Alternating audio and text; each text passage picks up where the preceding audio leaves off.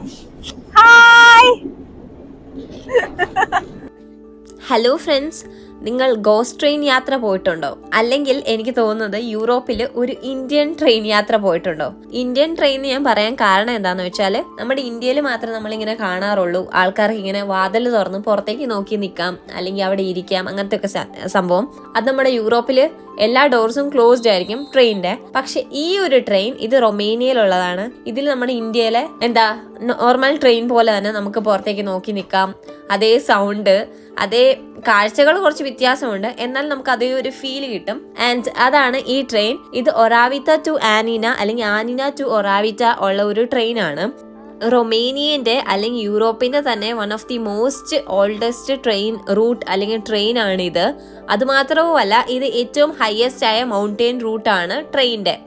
ഇവിടെ നമുക്ക് എന്തൊരു അടിപൊളി കാഴ്ചകളാണ് കാണുന്നത് നോക്കി നിങ്ങൾക്ക്. എനിക്ക് ഭയങ്കര ഇഷ്ടപ്പെട്ടു. 33 കിലോമീറ്റേഴ്സിന്റെ ഈ യാത്ര 2 മണിക്കൂറാണ് നീണ്ടു നിന്നത്. അതുമാത്രമല്ല, ഇവിടുത്തെ കാഴ്ചകളൊക്കെ അടിപൊളിയായിരുന്നു. ഓക്കെ ഗൈസ്, ബാക്കി ട്രെയിനിന്റെ വിശേഷങ്ങൾ നെക്സ്റ്റ് വീഡിയോയിൽ കാണാം. Bye bye, love you all.